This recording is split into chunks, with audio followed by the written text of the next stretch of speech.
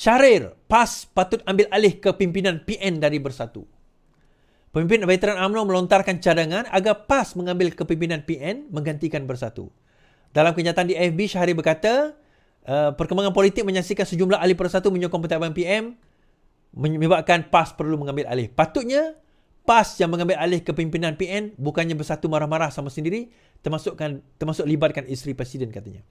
Syahrir juga mencadangkan agar Bersatu memecat ahli parlimen mereka yang menyokong kerajaan persekutuan. Pada 24 Januari, ahli parlimen Tanjung Karang menjadi ahli parlimen ke-6 dari Bersatu yang mengisytiharkan sokongan kepada PMX. Zulkifli berkata tindakan itu dibuat bagi menjaga kestabilan politik dan juga memastikan pemulihan ekonomi berjalan lancar. 2 hari kemudian, ahli parlimen Bukit Gantang mendakwa pusingan U Presiden Bersatu untuk tidak melepaskan jawatan Presiden sebagai Kongres telah melemahkan moral ahli yang mahu melihat perubahan. Abu Hussein adalah salah seorang daripada 6 ahli Bersatu yang berjanji menyokong kerajaan. Mula-mula diorang desakan terhadap Muhyiddin Yassin untuk dia nak jadi presiden tu, untuk dia maksudnya meletak jawatan, maksud tak bertanding lah. Harapan dia orang tinggi. Dia orang tahu sebenarnya Bersatu ni kalau nak maju ke hadapan dia tak boleh dengan Muhyiddin Yassin. Dia orang nampak sebenarnya dulu Muhyiddin ni, dia ni bagi saya dia bukan seorang strategis tau. Dia bukan seorang strategis yang baik. Dia bukan seorang leader yang bagus pun. Dia bukan seorang pengurus yang bagus pun. Cuma dia sentiasa berada di satu tempat yang betul, di masa yang betul. Pada waktu itu dia berada di masa yang betul, di tempat yang betul. Kalau ikutkan masa jatuh kerajaan 2020, sepatutnya jadi Perdana Menteri itu Mahathir Mohamad, Tun Mahathir. Tapi Tun mengambil keputusan untuk tidak menjadi Perdana Menteri. So akhirnya dia ambil alih tempat itu. Itu bukan dalam perancangan dia orang. Mereka tak merancang sebenarnya Muhyiddin jadi Perdana Menteri. Tapi dia orang tak bawa Tun dalam perancangan itu. Tun rasa bahawa Mahathir rasa macam kalau diteruskan juga nama buruk bagi dia dan sebagainya, dia masalah. So, disebabkan oleh itulah maka kita nampak bahawa kita rasa bahawa perlunya untuk perubahan yang drastik berlaku di dalam, bukan kita lah, tapi diorang rasa perlunya perubahan yang drastik berlaku di dalam Bersatu. Dan disebabkan oleh itu menyebabkan sekarang ini perpecahan itu dah nampak lah. So Hamzah Zainuddin ni dikatakan bakal naik jadi presiden. Dicabar mereka untuk, terima kasih Tembusu Tua, untuk meletak jawatan ataupun sekurang-kurangnya berundur.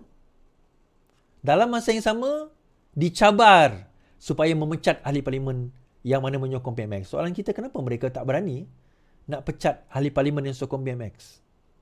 Jawapan mudahnya bagi saya lah, kerana ahli parlimen tersebut, dia orang tahu dah dia orang tak boleh pergi ke mana. Bukan ahli parlimen tu, Bersatu tu tahu. Kalau dia orang pecat, dia orang tak boleh U-turn lah. Dia orang tak boleh U-turn. Boleh U-turn daripada segi sokongan lah. Tapi moralnya akan menjadi semakin lemah di kalangan mereka. Baik, saya cerita pengalaman saya di... Habis kat situ dah. Habislah.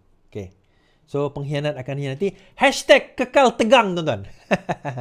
Okay, ni pengalaman saya kena panggil polis IPD. Boleh tak #kekal tegang?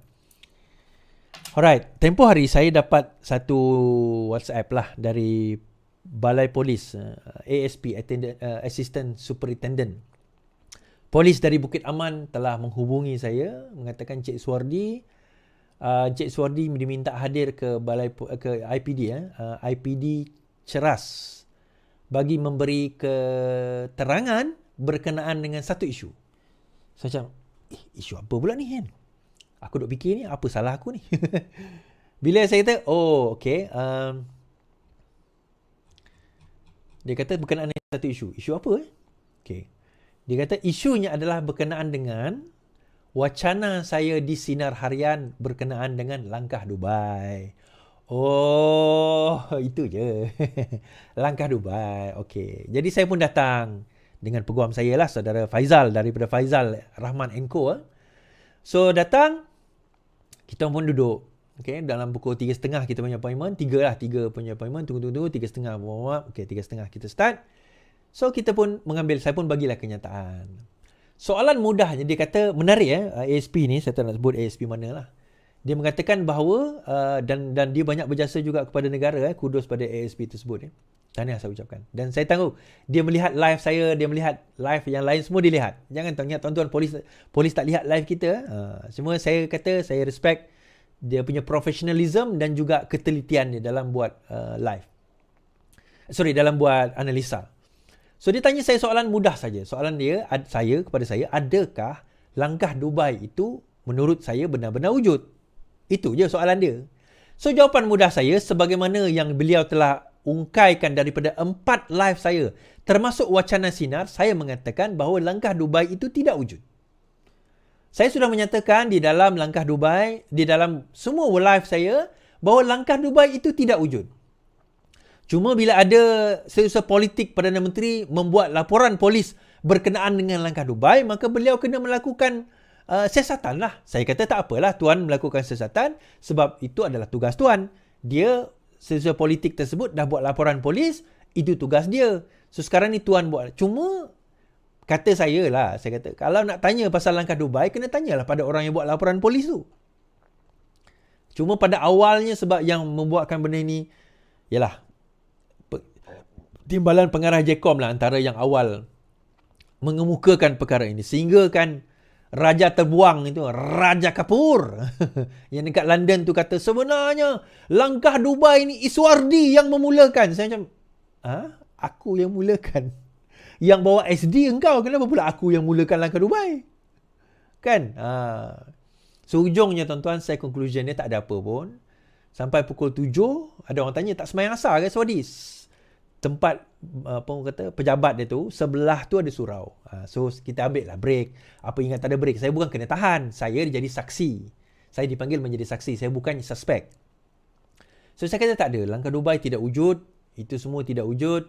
Itu hanyalah permainan-permainan mereka. Bagi saya adalah untuk tujuan apa? Bagi saya untuk menutup kes-kes terutama. Kes-kes berkaitan dengan Daim. Sebab saya nampak yang mula-mula mengemukakan tentang cerita jatuh kerajaan ni Papa Gomo. Papa Gomo dengan Papu Kari. Dengan Salim tu. Diorang dua yang mulakan. Diorang dua ni siapa yang bayar? Dapat dana daripada mana? Dia bukan tim bersatu. Dia pun gaduh dengan bersatu. Thank you Firdaus Nasir.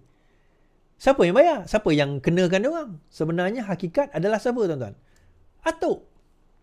Kenapa? Tuan-tuan kena ingat macam ni. Kan saya kata semalam 2 hari lepas diorang nak buat laporan. Salim nak buat laporan SPRM seluruh Malaysia kepada Anwar Ibrahim. Kenapa? Satu kelebihan Atok ni tuan-tuan, dia pandai divert isu tu. So bila kita cerita tentang cerita tentang langkah Dubai, kita lupa berbincang tentang kes Daim. Kita lupa berbincang tentang kes wife Daim yang kena. Kita lupa berbincang tentang isu Mohzani, tentang isu anak-anak Mahathir yang sekarang ini dipanggil SPRM. Kita lupa bawa isu-isu itu. Dan itu tujuan dia. Itu sebab dia kenapa mereka melakukan perkara seperti ini. Keluar baru-baru ni isu pencen. Sorry, kenapa kau tak jawab isu pencen? Tentang tentang pegawai kerajaan isu pencen ni. Yang pertama sekali, pegawai kerajaan yang dapat pencen ni sebenarnya bukan semua. Kalau siapa duduk kerajaan, kita tahu mereka sekarang ni ada pilihan. Pencen ke KWSP? Itu yang pertama. Yang kedua, itu sebenarnya isu benda ni dibangkitkan untuk nak divertkan isu ni. Yang kedua, bincang nak pemansuhan pencen ni bukan pada zaman sekarang. Sekarang ni implement je. Perbincangan tu dah berlaku even zaman, I think sebelum Perikatan Nasional lah. Zaman Najib lagi dah bincang dah. Sebab pencen ni kerajaan kena tanggung puluhan bilion selama dia hidup, meninggal. Kalau balu dia ada, dia boleh memegang pencen tersebut. So, cost itu ada dekat situ. So, ada yang kata, KWSP ni, seolah-olah KWSP ni macam perkara baru. Tuan-tuan, majoriti daripada 15 juta workforce kita, majoritinya adalah pemegang ataupun pencarum KWSP. Yang dapat pencen ni berapa kerat je. Yang dapat pencen ni kecil je. Tapi bila kita tiba tukar daripada pencen kepada KWSP, kita rasa macam terus shaking. Terus kita macam, apa yang berlaku? Lah. Macam KWSP ni bukannya kerajaan kata tidak ada pencen. Macam seolah-olah tak ada KWSP, gantinya KWSP. Tidak ada pencen seolah-olah tak ada. Berhenti kerja kerajaan tak dapat apa. Tak. Pencen KWSP tetap ada. Gantinya pada KWSP. Mekanisme bagaimana kita tak pastilah. Cuma satu lagi ada orang kata KWSP tak boleh pencen lah. Siapa kata? Kalau tuan-tuan pergi KWSP, tuan-tuan ada dua option. Pertama, keluarkan terus duit tu. Kalau setengah 1 juta duit tuan-tuan, keluar 1 juta. Tapi dia ada option kedua. Option kedua, yang ni tak ramai orang ambil. KWSP bayar bulan-bulan. Okay, katalah duit tuan-tuan, KWSP 1 juta katakan. 500,000, whatever lah amount. Tuan-tuan rasa tuan-tuan boleh hidup mungkin katalah 30 tahun. So dia akan bagi 30 tahun kepada 1 juta. So setiap bulan dia akan bagi. Berapa jumlah. So duit yang dia tak keluar tu masih dalam KWSP. Duit tu boleh dilaburkan lagi. So ini tuan-tuan kena tanya dengan KWSP yang terdekat lah. Macam mana nak melakukannya. So balik pada cerita saya tadi. Sebenarnya langkah Dubai tak ada benda apa pun. Terima kasih kepada pihak berkuasa. Dan 30 hari bulan ni 2 hari lagi adalah kes saya di Mahkamah Jalan Duta hari Selasa ni.